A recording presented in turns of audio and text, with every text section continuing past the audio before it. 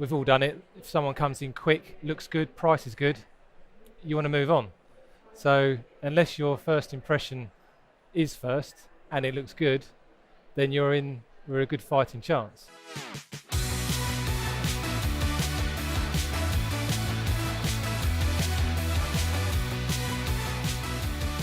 Hello Sales Nation and welcome to the Salesman Podcast Live in partnership with HubSpot and recorded at the Sales Innovation Expo down in London. On this episode we have Steve Hunt. He is a sales expert and he's sharing with us how we can make an incredible first impression with our customers. We dive into presentations and a whole lot more in this episode.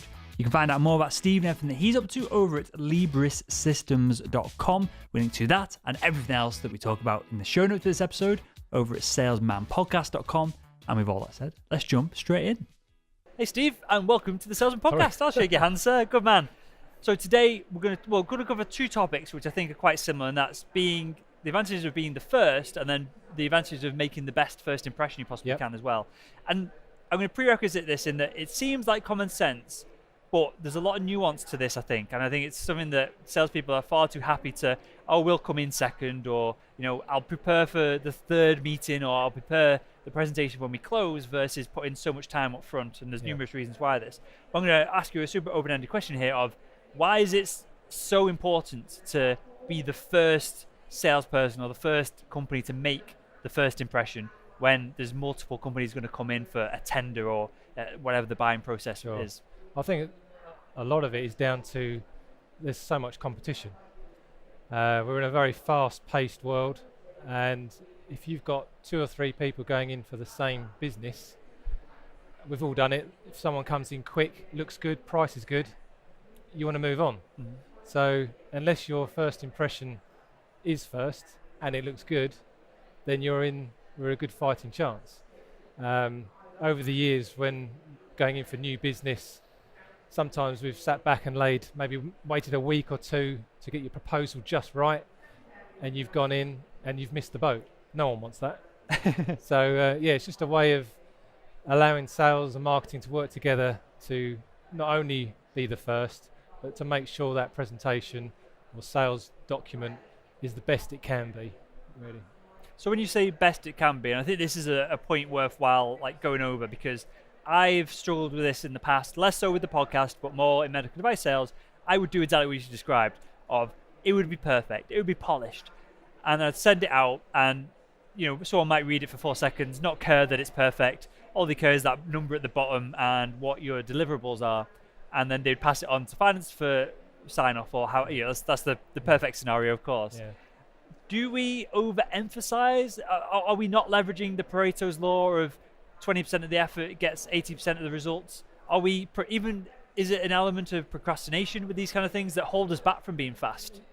Yeah, definitely. And I think when it's you're busy putting together stuff, it's how can you get the correct information right at the start. So a lot of the time we see marketing people putting together these great pieces of work, but then it's how they distribute that to the salespeople.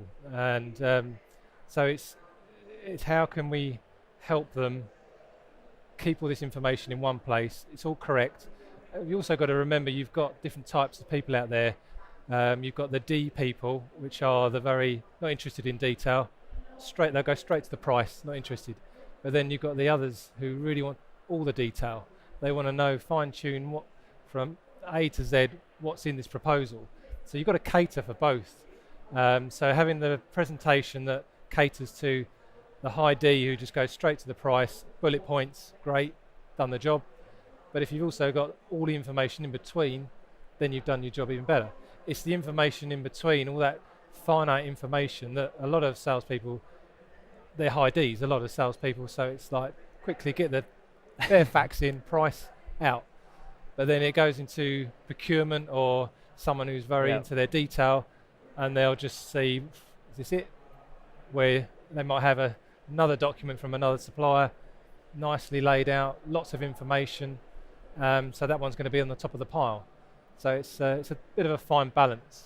I've done exactly what you're describing. So selling to surgeons in medical devices, they just want to know it's going to do X, Y, Z. They want to know the price-ish as in, can they afford this new toy? Because a lot of the time it was a new toy, and they want you to bring it to theaters and just show them. So what they get on the piece of paper, whether it be an invoice or however the buying process is aligned with the paperwork that follows it, they don't care about any of that. They've met you spent time with them, you've done a couple of theatre sessions, they've used the product, they're happy. Yep. But then, instead of done this, then that piece of paper that's poorly written, kind of has spelling mistakes, and you've rushed it because you know that the surgeon's chasing you for it because they want to put you first, Yep. goes to procurement, and then the NHS procurement staff, who are trained buyers, go, none of this makes any sense. What are we actually buying? Yep. What's the context of this? Yep. And so it's almost two separate documents that you need for the same purpose. Yeah. But something real practical here that I think we can give advice to the audience on, and they could take something away with this, is is there a process to defining whether someone is detail oriented or not? Is there a way to do this over a conversation or conversation over you emails? can. Normally, if you're sitting around the boardroom table, you'll know a detail person because they'll be asking all the questions. 9 times out of 10, someone who's not really interested, give them 10 minutes, they'll be looking at their phone or just get to the chase. So you know. One of the things that goes down quite well on those situations, if you have the document with all the information in and you see someone who's getting bored, you can then say to them, well, top sheet is all the product, all the headlines. Take that away with you. If you'd like to leave now, I can go on with your colleague here who's obviously wants the more in-depth information. 9 times out of 10 that works because they can see an opening, get out the door, they've got what they want, they're happy, they've gone out, and then you can sit and spend the time with that person who wants to know more. So a lot of the time we tend to sit in that boardroom or office and trying to hound this person who's not interested. Just let them go. Give them what they want, let them go, and then concentrate with the other person. So you can pick it up in meetings quite quickly, and that really works. So the other thing we found on our system is how you get that information correct as well to go into the document. I don't know you know much about DAM systems. Do you know DAM? Well, a DAM system is a digital asset management system, but the new boy on the town is PIM. PIM stands for Product Information Management. Now, a PIM system is where, let's say you were selling all of your surgical equipment. All of that information is stored in the cloud in this system. So you've got the product people updating that. From a sales point, you haven't got to worry. The issue is getting that information to the salespeople. So you end up going into the marketing department who then look at design, artwork, distribute. So there are technologies out there now, like Libris, where the PIM system can feed data, pre-templates to make a brochure automatically. So now, from a sales point of view, even if you've got 10,000 products, you can sit in front of someone, type a few, tick a button, and build a bespoke brochure. So it's all about, yes, you've made the first impression, but to make it good, it has to be tailored to who you're seeing. And I think that's a big thing these days. People just think of personalization as the name and address.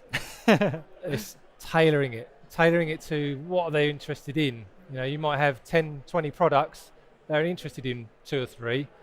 Yeah, and I know a lot of people say, well, they might be interested in the other 8, but don't try and sell everything at once. You know, get in there first with exactly what they want, win their trust, get that over, and then start selling after that. For sure. Well, it shows that you care as well. Yeah. I know what I used to do. We at the last company I was with, it wasn't as sophisticated as you just described. It was a big binder with all my the most common products, with big pieces of paper sticking out that I could fold to the right page and go through. A lot of the time with the endoscopes I was selling, it'd be super critical for the surgeon to use a specific diameter because it fitted with the rest of their equipment, and it was what they're used to, what they've been trained on, things of this nature. So it was a trust exercise in that you can provide similar specs but better optical quality, for example. So I'd have this big folder that I'd carry around with me. Everyone could see me coming from a mile away because the big logo on the side of it. But that clearly wasn't effective. But that was, I guess, that first step into the context approach, opposed to I'd go into some of the theatre managers and they would just have the catalogue from our competitors on the cupboard that's full of dust. No one's ever opened it because it's just a beast. It's got 10,000 products in that the fleet manager's ever only ordering 4 of. And they were just it comes across as lazy, right? Yeah. When you just don't take that extra step forward. Yeah. I think with the Libris Unifier, the reason we developed this software was just that point. People used to print thousands of brochures because it's cheap. They think they can get the unit price down. It's cheap to produce a brochure. It's false economy. So what we've done is turned it around where you only print one brochure. It's cheap. Digital print now is very cheap, and the technology behind that, we can send something to press automatically. So now with the Libris Unify system, you can send me a tailored brochure, tick a button, instantly, it goes to press, printed and be delivered in 2 days. So amazing. The other excuse is a lot of salespeople take all the boxes of brochures home. They always end up in a garage. They're always dirty, scuffed, or they forget to put them in the car. So all of that goes. You haven't got to worry about any of that. It saves money, costs. And the other big issue we come across is marketing start to worry about, well, if I've got a system that does this, then I don't really need a lot of my marketing team. They worry. And I have to say it's the complete opposite. Once you get rid of all this automated, mundane work that they have to do with changing prices or text or images, get that out of the way, that can be automated. The budget, they can get on with their actual marketing. And I think that's a lot of people, the marketing have seemed to slipped into the doers and patch up and firefighting all the time, not actually marketing. So it's about opening their eyes to say, look at the software that's out there now, and it's very reasonable. It's not a huge amount of money. It used to be tens, hundreds of thousands. Now we're talking, the Libris Unify starts for nothing, free. Get using it, and it goes on from there. So you can really bespoke these systems to how you want. It seems like we can tie this into just a greater conversation about context within email outreach and things like that. Of if you go in, you have a meeting or you have a phone call, and you can follow up seamlessly as the sales professional. Like I'm less concerned about marketing of what they've got to do. Clearly, as a sales professional, my job is to drive revenue, and so I just want a seamless solution that ties in, whether it's your software solution that pulls in all the hard work, but it allows me to then, if they get this physical thing in the post versus an email with a PDF on that nobody really reads, because no one wants to read anything on a screen, do they? And I'd have to say that if you go back to the film Willy Wonka and the Chocolate Factory, now I don't think that would have worked as an email. So if you get sent an email and you've won a golden ticket, no, opening something tactile, holding it in the hand. If someone's taken the time and trouble to create that, print it, post it, it's more credible. Holding something tactile, you can pass it around. Another thing is print is more laid back than push forward. So it's something that I think has been forgotten over the years, because it's like, oh, it's digital world, everything should be digital. Companies that we deal with who are going back to print have seen huge increase in sales because it's personal again.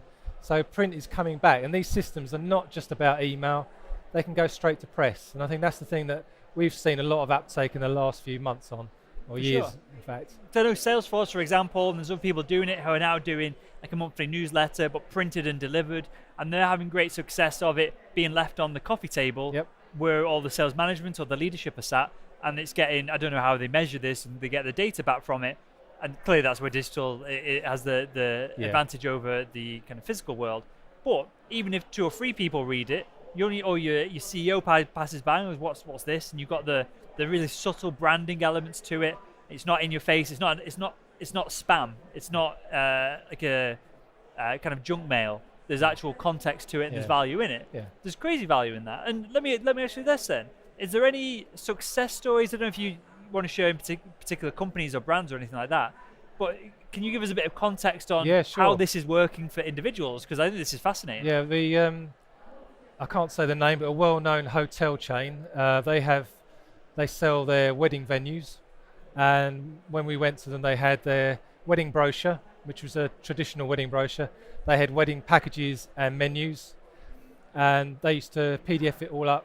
They had different emails. So they had a spreadsheet for the quote. They had their own Word file for the menus, all in an email, really messy. The other issue they had was they didn't have the marketing budget to do a same-sex marriage or a multicultural marriage. So in our system, they can now have 3 different brochures. All of their menus and packages are in the system. So their sales teams now can go in, choose the type of wedding, packages, make a nice printed brochure, go straight to press, and they've seen a rise of about 6 or 7% in uptake of weddings. And okay, they're like £20,000 spending a lot of money on a wedding. Yeah.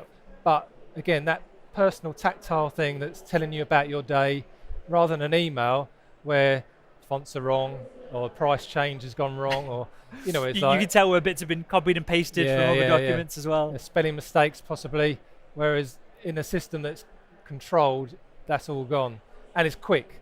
So when they do a wedding fair, they used to spend a week afterwards going through, following up. Yeah. Now it's all on their phones or tablets instantly.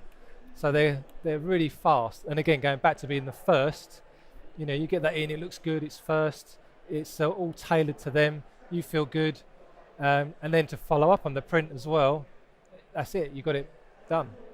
What's going on in the psychology behind being first? Is it as simple as people are somewhat lazy, and so you get in first, they go, that's good enough, and so we'll go with that? Or is it more complex than that, especially in the B2B world?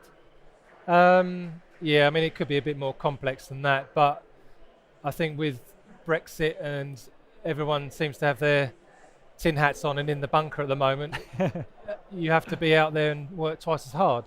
So I think if you can have the advantage and get in quicker, I mean, I've done it. I've been sent something. The first person who sent me a good quote and it looked good and the price was good, I've gone because I couldn't wait around. I had to get something straight away. Yeah. So yeah, there's going to be a percentage of people like that. There's going to be the others who want to get all of them in and go through the finite detail, which is fine. But if your content is correct and your price is keen, you're in first. It might give you a mark, but I think it's a personal thing. But I personally think if I get something straight away, I think, well, they're professional. They can get this out fast. So they must be really good at whatever they do. If they can get that to me that quick, then they can deliver to me that quick. So. And what is fast to you personally? Fast to me. Is it 5 minutes after your email? As in, there's been somewhat of automation there, or is it a few hours later? Or? Two things. I mean, on the stand, for instance, today, I can scan your badge and it will automatically send you a brochure personalised. I haven't got to do a thing. So that's one thing. Okay, ticks a box. It's quick. If I'd gone to a meeting, spoke to the client, find out what they're interested in, blah, blah, blah, go back to the office, I think 24 hours going back, if I can get to 24 hours, I'm doing the right thing. Yeah. It's when you let it drift 3-4 days, over a week, then you're on dodgy ground. So any time between 24 hours, 2 days, I think that you'd see some results from that. Yeah, I know from my personal experience, if it's 24 hours and someone's got a problem to solve, they are the next, even if they've pre-qualified themselves to you, and they've chosen you as the person to reach out to for more information, perhaps, that next morning, if they've not heard back, they're going to start emailing other people, aren't they? That you're allowing the competition to get a little bit of the clause in versus you being the standard and then the competition coming in just so procurement or finance don't think they have context of the pricing and all those scenarios. Yeah, I think you're right. It's also as soon as you're on that back foot, you're not going to. It's going to take even more effort to get forward again. And is there any way to win on that? Say they reach out to 10 companies, you get back within that 24 hours, but everyone else does as well. It's still your first impression versus, so time is an element to it, your first impression is an element to it, and then product and service and response rate and all that after the fact is important. But what else can we do, and we'll wrap up with this, Steve, what else can we do to double down on this first impression and just make it the best in the industry? Yeah. That's what we've got to aim for. Yeah, I think the idea of the system is you can get the PDF on an email to you straight away. So you've ticked that box that they've got it straight in front of them, they can email it around, they pass it. For then a day, 2 days later, that same brochure comes in the post on their desk and they open it up and it's in front of them. That is the kidney punch. You've done it. You've all right, okay. They've bothered to send this to me in the post as well. I think that goes a long way these days. And again, with the digital print, it's so cheap, cost effective now. Let me picture this then. What happens if myself and my competitor are both using your system? Yep. What can we do to get that next level of differentiation on top of all this as well? That's a tough one off the top of my head. I suppose it's down to relationship brand as well. I mean, a lot of companies these days neglect their branding, and I think that's the next wave to come in, is people actually bothering about their brand, about their values. Yeah. You know, when you see a company who's got their brand values and it's nicely laid out and you can actually see what they're about, goes a long way from just a sell. Yeah. So yeah, maybe the brand values thing comes in next. Bit of more of an emotional pull. So people buy people and also brands. So that's the main thing. Yeah, I was thinking your email signature. This is a great place to put any branding messages or any links to any corporate, not events, but any kind of corporate, not guidelines. What am I looking for? Well, your like ethics of the company. Yeah. And if someone's interested and they click through to that link, yeah. one, you can track it. Yep. So clearly again, you're seeing that the buyers pre-qualifying themselves and they're just getting themselves wrapped up in your little world, aren't they? But also, we're not talking about ignoring the digital. This is just an add-on. Yeah. So you've still got all of that stuff going on. This is just the cherry on the top. For sure. And that's the difference that makes a difference, right? Yeah. That's all you need, especially these competitive B2B marketing and B2B business situations of, you just need that final push to get to the front, and then people are busy. Yeah. So if you're leading the pack from the very beginning. Yeah, and you can save yourself an hour or two a day. So more business to be done.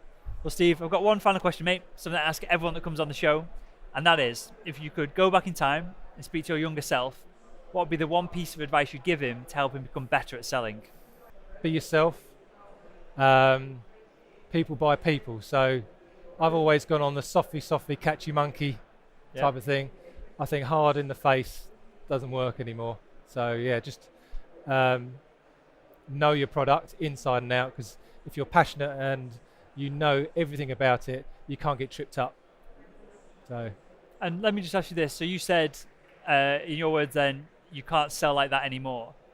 Should we have ever been selling this forceful used car dealership way, or should we always have been relationship first? Yeah, I've never done that in 19 years, and I think my business is still around after 19 years, and I think that proves that it's all about people and relationships. So yeah. Amazing stuff. Well, with that, tell us a little bit about Libris and where we can find it as well. Yeah, librisunified.com. Download the software. Well, you don't even have to download. It's online, free to use. And Libris Systems, which is the big boy, that's for more automated, bespoke software. So yeah, go and have a look and check it out. Interesting to get feedback. We only launched it today, so it'll be interesting. Amazing. Well, you heard that, Sales Nation. Get back. I'll drop perhaps a Twitter account or some kind of communication link so the audience give you some feedback. I think that'll be valuable for yourself and useful for them to check out the product and check it out as well. Brilliant. So that's Steve. I want to thank you again for joining us on the Salesman Podcast. Cheers. Come on. Shake your hand. Thank you.